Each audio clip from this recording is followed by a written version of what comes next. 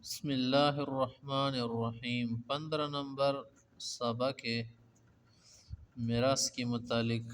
آج ہم جس چیز کے متعلق بات کریں گے محترم حضرات اس کو عول کہتے ہیں۔ عول، یہ جو لفظ ہے محترم حضرات، اس کا معنی کیا ہے؟ اس کا مقصد ہے محترم حضرات، جب آپ میراث تقسیم کرنا چاہتے ہیں، حصے تقسیم کرنا چاہتے ہیں، تو اس وقت جو وارث ہوتے ہیں تو وارثوں میں کوئی ایسا آدمی آ جاتا ہے، کوئی فرد آ جاتا ہے جس کی وجہ سے حصے کم پڑ جاتے ہیں، جو حصے بنائے تھے، تو پھر اسی صورت میں یہ کرنا پڑتا ہے کہ ان حصوں کو دوبارہ سے تقسیم کر کے ان کو تھوڑا زیادہ بنایا جاتا ہے۔ تو اول کا جو لفظ ہے نا، یہ اول، یہ لفظ جو ہے آپ اس طرح سے پڑھیں گے، اول، اول نہیں ہے، ایول نہیں ہے، اول نہیں ہے، اور غول بھی نہیں ہے، وہ الگ لفظ ہے۔ تو مقصد اس کا کیا ہے کہ جو ورثہ کے حصے ہیں ان کو کیا کرنا، حصوں کو بڑھانا، حصوں کو زیادہ کرنا، بڑھانا، اس کو کہتے ہیں اول۔ جب حصے کم پڑ جائے تو پھر اس کے لیے کیا کرنا پڑتا ہے، حصوں کو آگے بڑھانا پڑتا ہے، اور جو مقدار ہوتے ہیں نا ان کو کم کرنا پڑتا ہے۔ حصوں کو بڑھانا، مقداروں کو کیا کرنا، کم کرنا۔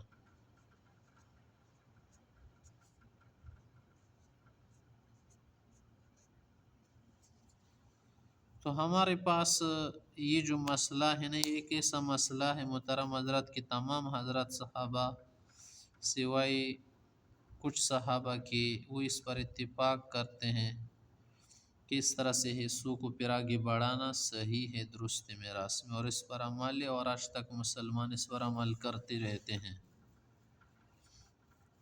ہمارے پاس جو آپ کو بتایا تھا کہ میراث میں جو مقداریں ہوتی ہیں وہ 7 مقداریں ہیں، جیسے 2، 3، 4، 6، 8، 12، 24۔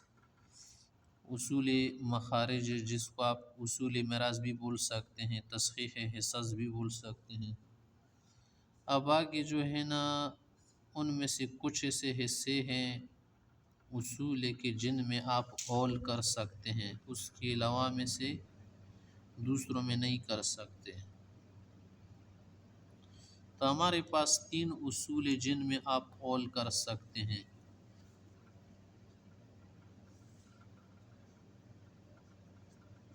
3 اصول ہے، صرف انہی میں اول ہوتا ہے، دوسروں میں نہیں ہوتا۔ وہ کون کون سے جن میں ہم اول کر سکتے ہیں؟ تو ہمارے پاس ہے وہ 3 اصول، ایک ہے 6، دوسرا جو ہے ہمارے پاس ہے 12،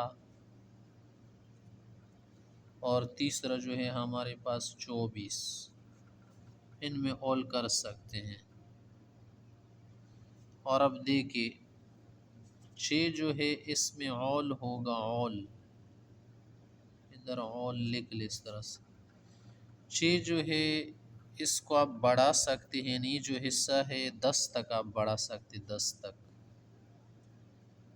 تک آپ اس کو بڑھا سکتے، طاق اور جفت کر کے، طاق اور جفت کر کے دونوں طرح سے کر سکتے، طاق اور جفت دونوں طرح چلتا ہے۔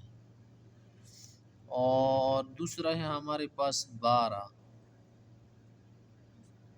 12 جو ہے یہ جو ہے 17 تک اس میں آپ اول کر سکتے، 17، اس سے زیادہ نہیں کر سکتے۔ اور یہ جو آپ کریں گے نا اس میں صرف طاق چلے گا، جفت نہیں ہے، صرف طاق چلے گا۔ اور آگے ہمارے پاس ہے 24۔ 24 جو ہے نا اس کا اول ہوتا ہے 27 تک، لیکن صرف ایک بار ہے۔ یک بارگی اس کو آپ اردو میں بولتے، یک بارگی طاق، جبت اس میں نہیں ہوتا۔ کیا مقصد یار جبت اور طاق میں؟ مقصد سمجھ لیں۔ مثلا یہاں پر 6 ہے نا، جب آپ کو ضرورت پڑ گئی تو آپ 7 کو 7 بھی بنا سکتے ہیں، یعنی 6 حصے تھے 7 بنا لو، یا 8 بنا لو، ضرورت پڑی 9 10، طاق اور جو دونوں طرح بنا سکتے ہیں۔ 6 خود کیا ہے؟ جبت ہے، اور اس کا ایک دوسرا جفت ہے، دوسری جو جفت ہے وہ کیا ہے؟ 8 ہے، پھر دوسری 10 ہے، اور طاق 6 کے لیے کیا ہے؟ 7 اور ایک ہے 9۔ 12 جو ہے اس میں آپ صرف کیا کر سکتے؟ طاق طاق کر سکتے۔ مثلا 12 کے بعد طاق کیا آتا ہے؟ 13، 13 آپ کر سکتے، 14 نہیں کر سکتے۔ 15 کر سکتے کیونکہ 15 بھی طاق ہے۔ 16 نہیں کر سکتے، 16 کیا ہے؟ جبت۔ 17 کر سکتے، یہ بھی طاق ہے۔ 24 میں صرف آپ ایک بار جو ہے طاق بنائیں گے۔ 24 میں طاق جو ہے آپ 25 نہیں بنا سکتے، کیونکہ وہ ایک بار ہم نے بنانا ہے۔ 25 بھی نہیں بنا، 26 بھی نہیں بنا سکتے کیونکہ وہ جبت ہے، تو صرف ایک بار اس میں بنتے، وہ 27 ہے۔ تو آپ اس طرح سے کیا کر سکتے؟ حصے بنا سکتے۔ مثلا اگر کسی جگہ پر آپ کو ضرورت پڑی، ایک مسئلہ ہے، اس میں آپ کو یہ کرنا تھا کہ حصے تو بن رہے تھے، 6 مسئلہ 6 سے بن گیا تھا، 6 آپ نے حصے بنائے تھے، لیکن بعد میں ضرورت پڑی نہیں 6 مت دیا کرو کیونکہ 6 سے صحیح نہیں بنتا، تو پھر آپ جو ہے کیا کریں گے؟ وہاں پر 7 بنائیں گے۔ ظاہر ہے جب 7 بنائیں گے تو اس طرح سے 7 حصے صحیح تقسیم ہوں گے۔ تو مثلا اگر ایک مسئلہ ہے، مثال کے طور پر ہم سمجھ سکتے ہیں کہ آپ نے ایک مسئلہ 6 سے بنایا تھا، یعنی 6 حصے آپ نے بنائے تھے، پھر کیا ہوا؟ آپ نے شوہر کو مثلا آدھا دے دیا 6 سے، 6 سے جب آپ نے آدھا دیا 3 تو چلا گیا کیونکہ 3 6 کا آدھا ہے، اور جو حقیقی بہن ہوتی ہے اس کو آپ نے آدھا دے دیا، تو آدھا 6 کا کیا ہے؟ 3 ہے، 3 3 ملا کے 6 تو چلا گیا کیونکہ آدھا شوہر کو مل گیا اور آدھا بہن کو مل گیا۔ آگے ہمارے پاس دادی ہے، دادی کو کیا دینا پڑے گا؟ دادی کے لیے تو چھٹا حصہ ہے، تو ہم یہ کریں گے کہ یہ 6 حصے پھر سے ہم تقسیم کر کے 7 بنائیں گے۔ تو جب ہم 7 بنائیں گے تو اس طرح سے 3 3 جو ہے وہ ان کو مل جائے گا، 3 شوہر کو، 3 بہن کو، اور ایک جو ہے بچ جائے گا 7واں، وہ دادی کو دیں گے جو کہ چھٹا بنتا ہے۔ تو اس طرح سے آپ نے کیا کرنا ہے؟ حصے بنانے ہیں۔ مثال کے طور پر ہمارے پاس ایک مثال سمجھ لے، یہ 6 کی مثال دیکھ لے۔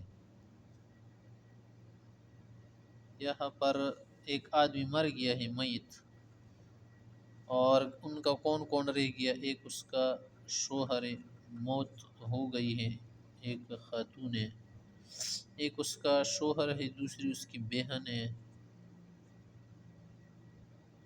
اور ایک اس کی دادی ہے یا نانی ہے، دادی ہے۔ تو یہاں پر آپ دیکھیں شوہر کو کیا دیا جاتا ہے؟